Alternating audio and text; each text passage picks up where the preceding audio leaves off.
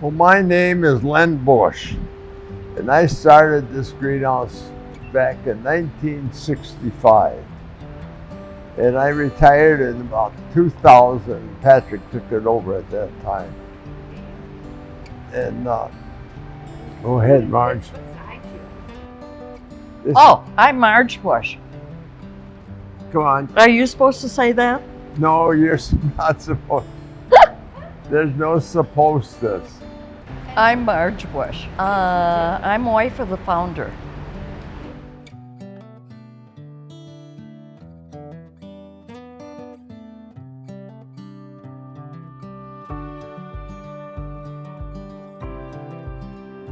Now, the last couple of years, I know how he's gotten flowers for We didn't have Georgia. Yeah, So we didn't have. So I just go to the garbage can. Yeah. I bring home whatever wouldn't sell or whatever. I felt really special.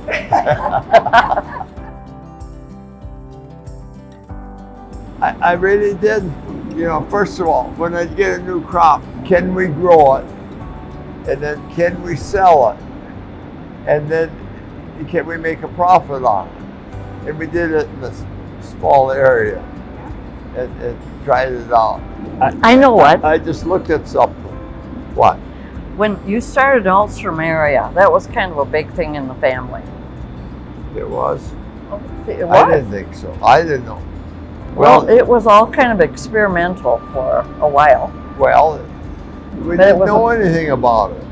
Didn't know about it. It's a big learning curve, and the Dutch brought it back. Right.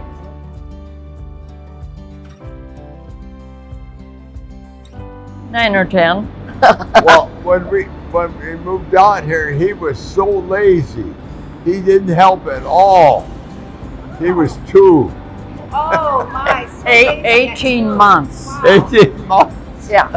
The people that we bought the house from just loved him. And the first thing they do is put him up on the table. And he'd be the show for the rest of the time we were there.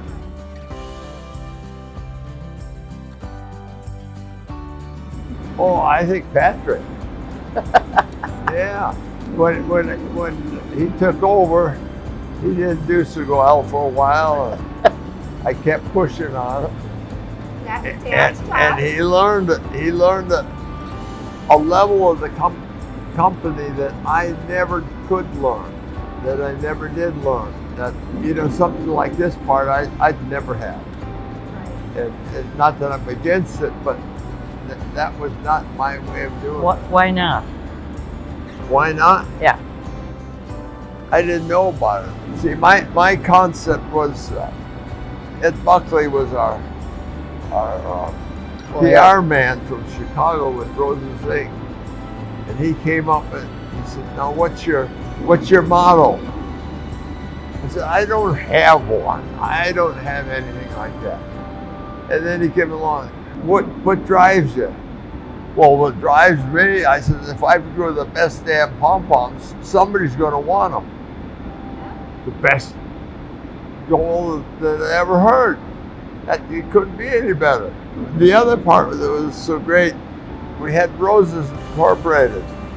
They were the National Rose Growers Association. And we traveled all over the world. And we had I learned so much. And it all started out from one salesman. He says, "You guys are so darn dumb because you don't look at your neighbor." Yeah. And so we go to Washington or Japan or California or all over. We're never doing what that guy's doing. He got a piece of junk. But that guy's got it better. We should try it. That's the type of thing that kept going. Here you go.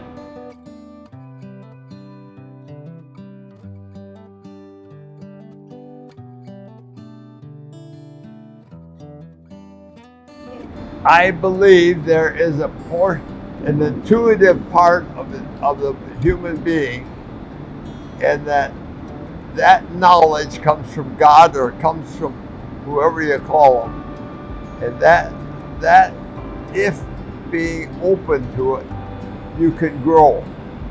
If you don't listen to that, you're not going to grow.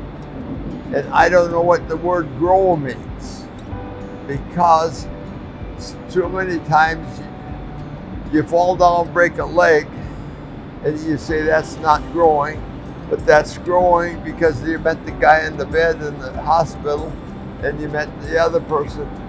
And so it's this growing that is very critical in believing that there is a greatness that it's there. It's there, and just allowing it. I believe there's a God that listens and goes on.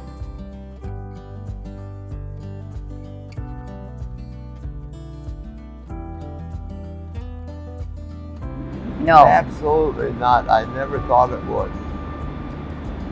There's very few greenhouses left from the time back at that time.